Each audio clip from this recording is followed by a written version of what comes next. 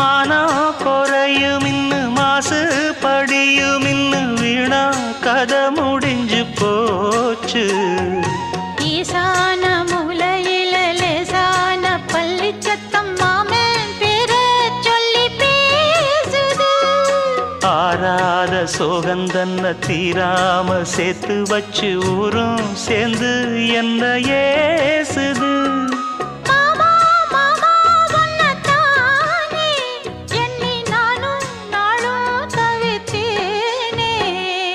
கூண்டுக்குள்ள என்ன வச்சு கூடி நின்ன ஊற விட்டு கூண்டுக்குள்ள போனதென்ன கோலக்கிளியே.